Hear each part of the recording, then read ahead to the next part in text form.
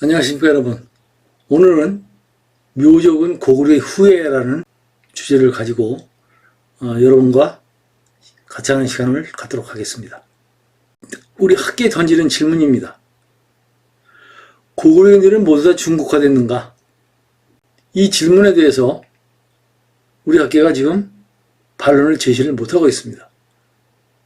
그러니까 구당서라든가 신당서에 보면 고구려가 망한 다음에 약 270만 정도 되는 백성이 산산이 흩어졌다고 되어 있습니다.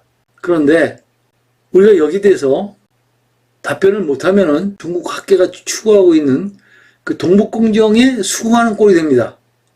중국 학계는 고구려가 중국 왕조라고 얘기하고 있습니다. 그렇다 그러면 고구려인들이 당연히 중국화 되었고 그 사람들은 지금 다 전부 다 중국이 됐다.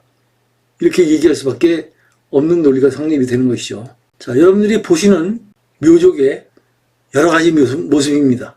묘족은 시기에 따라서, 시간의 흐름에 따라서 다양한 모습을 보이고 있는 묘족은 그 뿌리가 어떻게 되는가 하는 것이 궁금하지 않을 수 없죠. 그런 것들을 우리가 전부 다 확인하기 위해서는 사서라든가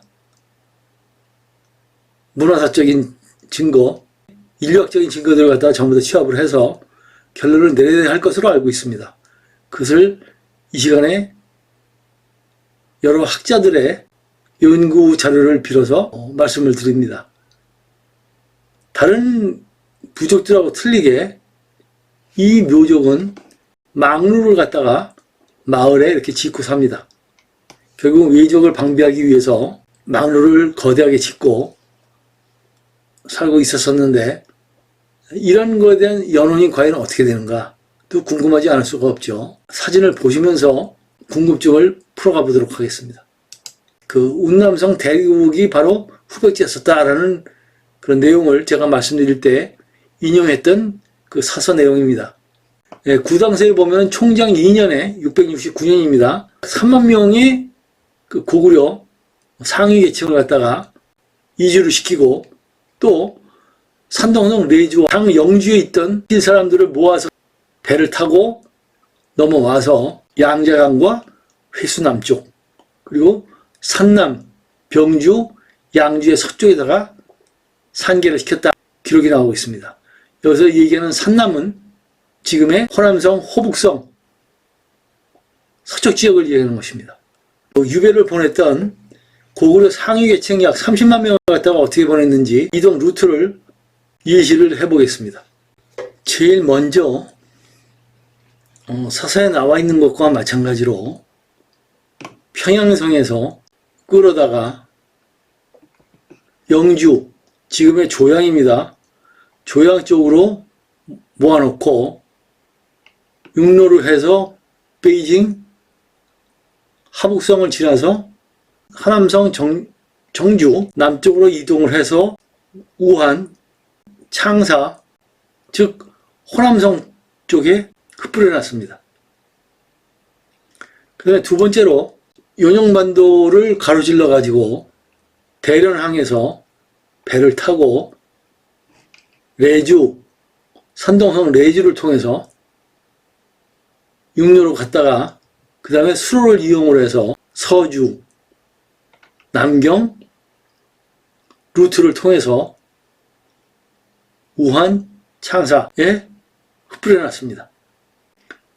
보정항 같은 경우는 서안까지 끌고 갔죠. 서안에서 좋은 환경을 만들어주고 왕족이라고 대접을 해줬지만은 결과적으로 끝들이 다 안 좋았습니다. 노약자층이라든가 하신계급들은 그냥 고구려 영지에다가 남겨놨습니다. 이게 모이던 사람들의 집합처가 어디냐면 약 한 30만 명 되는 인구의 대부분이 호남성 쪽에 모여 있었습니다. 그것을 방증하는 자료가 있습니다. 그 이후에 시대를 지나서 변란이 일어나고 그 다음 토벌을 하는 것 때문에 이 사람들은 서쪽으로 산지 지역으로 옮겨갔죠. 그래서 귀주성이라든가 운남성에 남게 됐던 것입니다.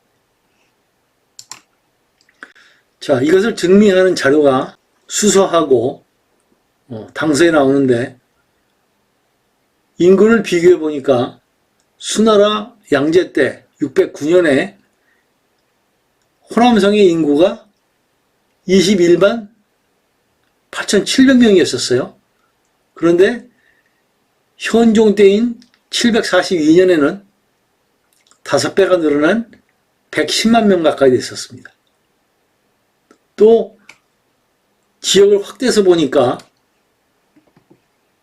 태종의 정관 원년인 627년에 고구려가 망하기 이전에는 31만 2,600명이 있었는데, 현종 때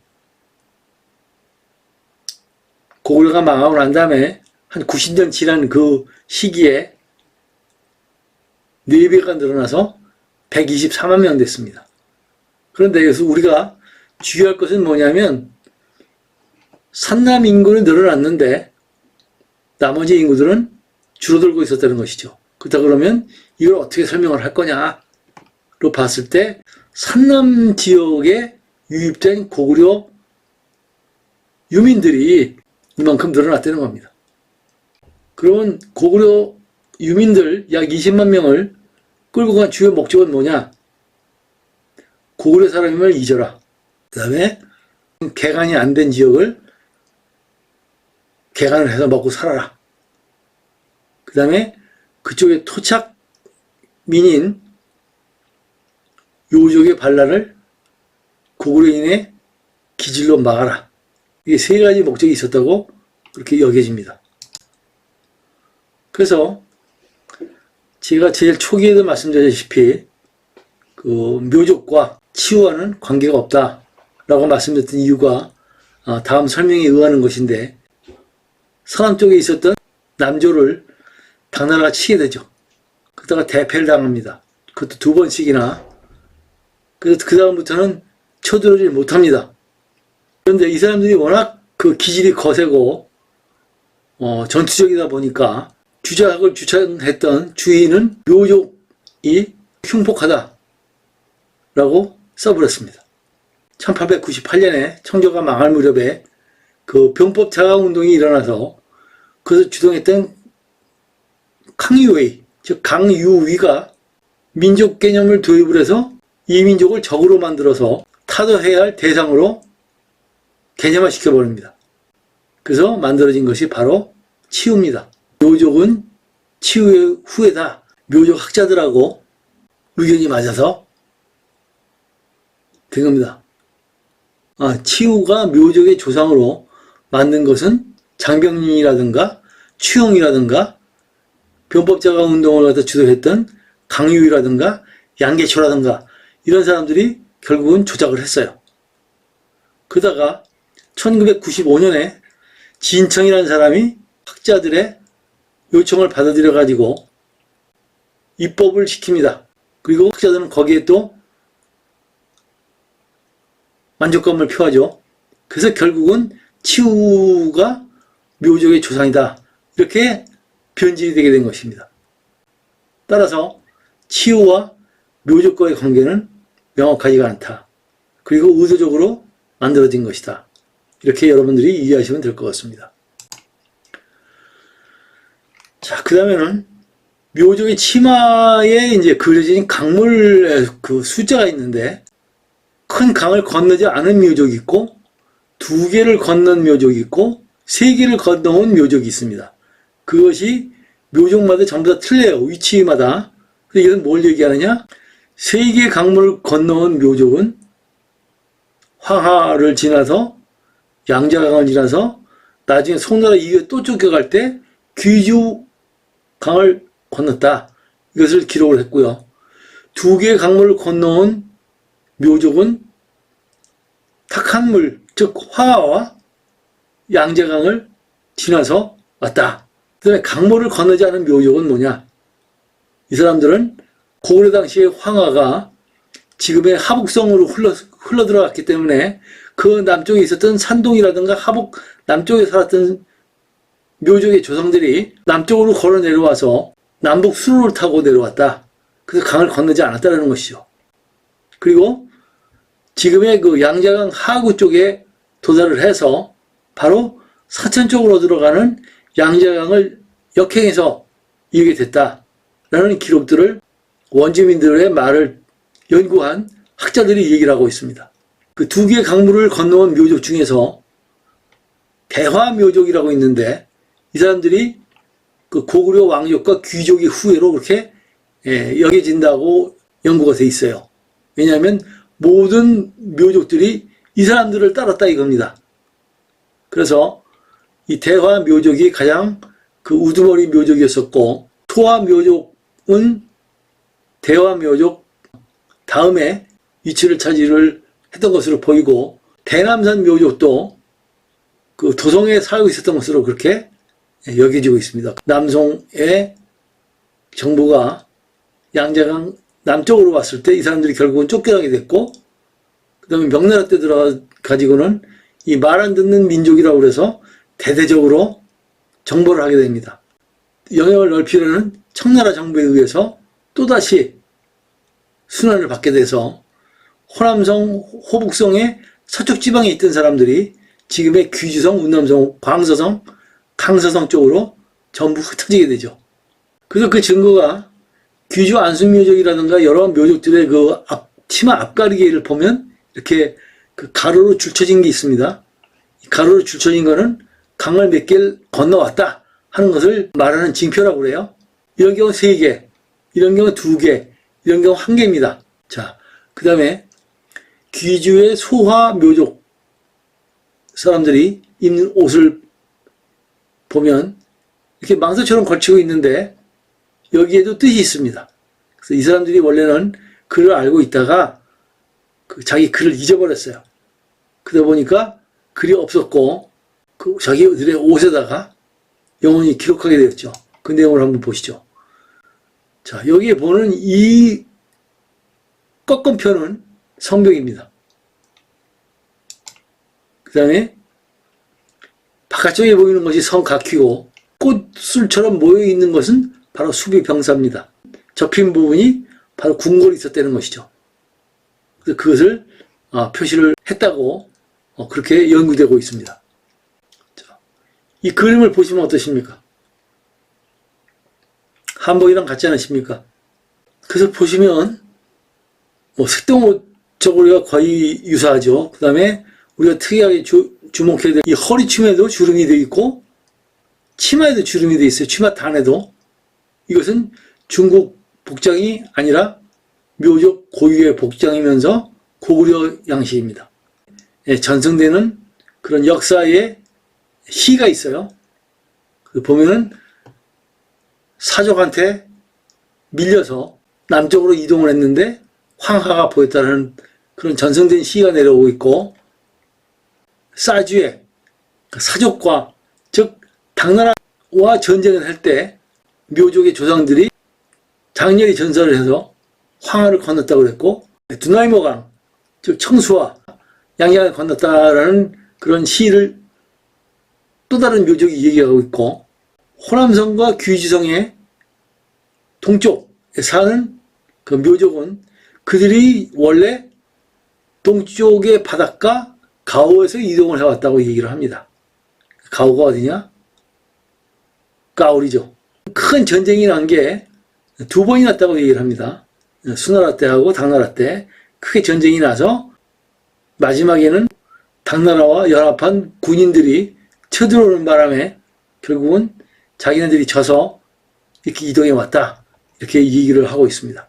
고구려 땅에 있다가 육지로 가든지 아니면 배를 타고 오든지 해서 호남성, 호북성 서쪽인 지금의 장각에 있는 쪽에 이 사람들이 전부 다 모여 있었다가 송나라, 명나라, 청나라의 그 압박에 의해 가지고 귀주성, 운남성으로 다시 또 도망가게 됐다.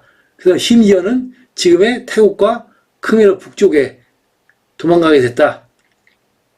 그래서 그때 불렀던 자기네 종명이 어떻게 되냐면 고구려 때는 고리라고 그랬고 송나라 때는 가리라고 그랬고 명나라 때 가리, 호남성에 사는 사람들은 자기네들을 가숑이라고 부릅니다.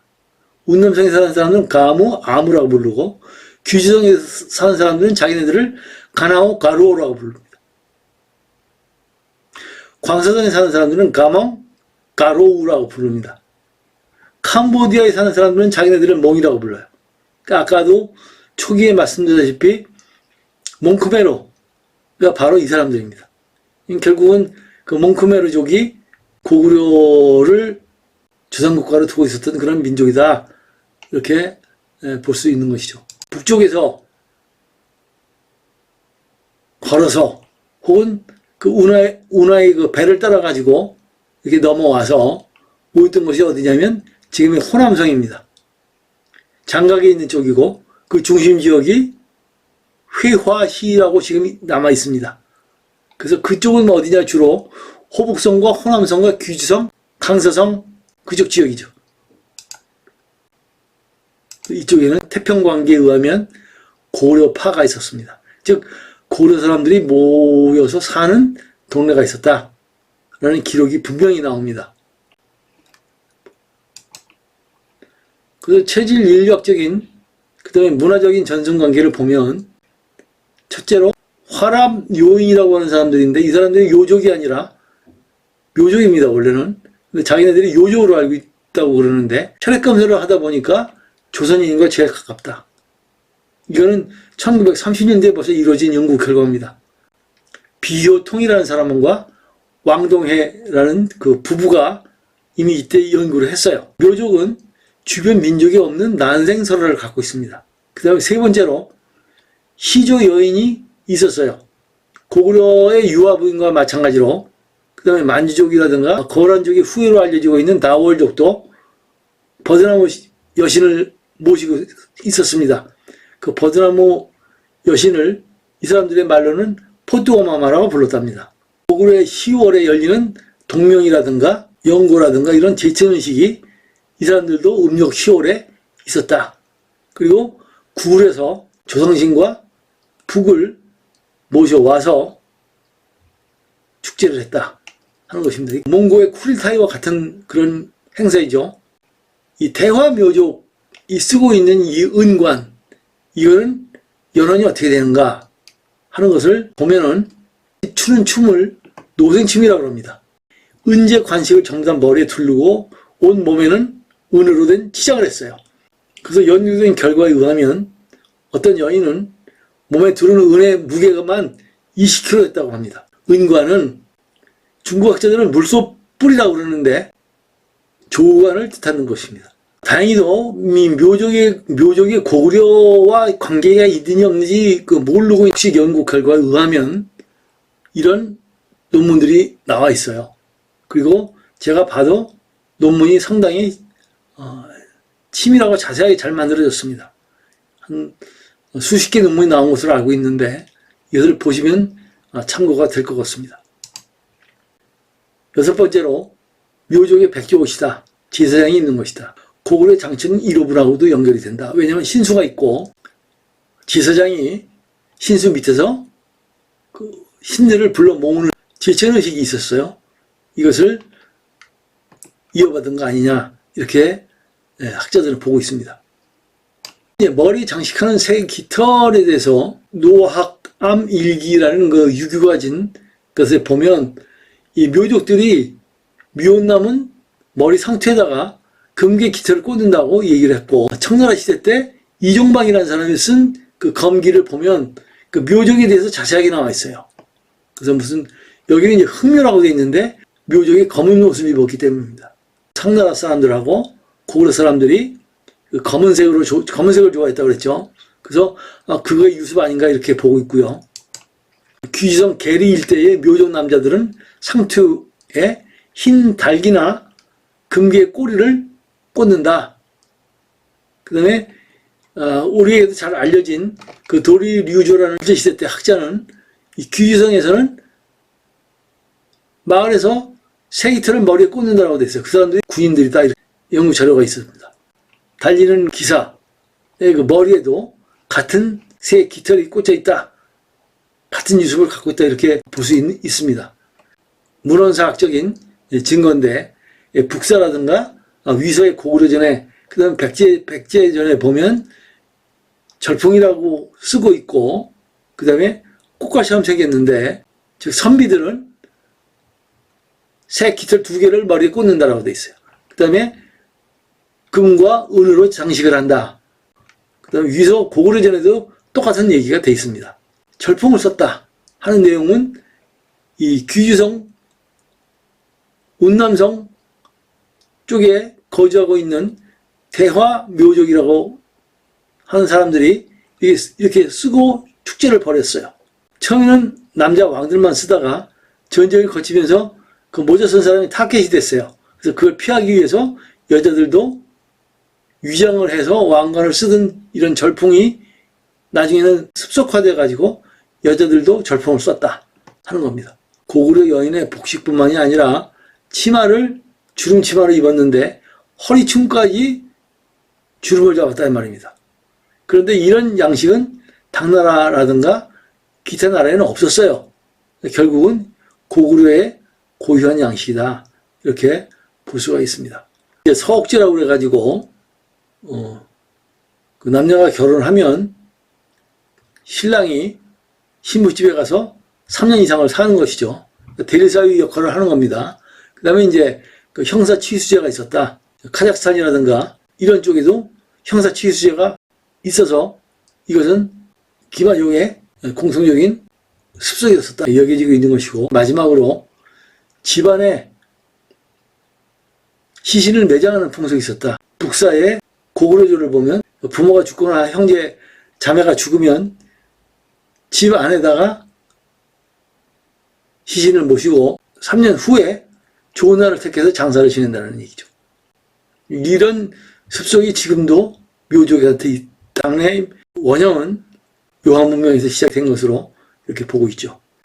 그래서 여기까지 한 12가지 종류의 그 문화적인 습속이 묘족이 있었고, 이것은 고구려와 일맥상통한다. DNA로 봐도 일본 묘족은 확실하게 한국인과 같은 체질학적인 특성을 갖고 있다 하는 것이고, 황하와 양자강을 건넜다. 그리고 마지막으로 귀주강을 건너서 귀주성이라든가 운남성에 정착하게 됐다 하는 겁니다. 호주 인류학자 게디스는 세계의 역사에는 끝없는 고난을 당하면서도 불굴의 의지로 이를 끝까지 이겨낸 2개의 민족이 있었다. 그 중에 하나가 묘족이다 하는 묘족 연구 결과를 발표했습니다. 이 묘족은 1300년이 지나면서 어렵고 고통스러운 학살, 저항을 거치면서 한 개의 민족으로서 버티고 살아남았다. 그 사람들이 바로 고구려 유민의 후예였었다 라는 것을 말하고 있는 것입니다. 이로써 묘족이 고구려의 후예다라는 내용을 서지학적으로, 문화인류학적으로, 민속학적으로 밝혀보는 시간을 가졌습니다. 경청해 주셔서 감사합니다.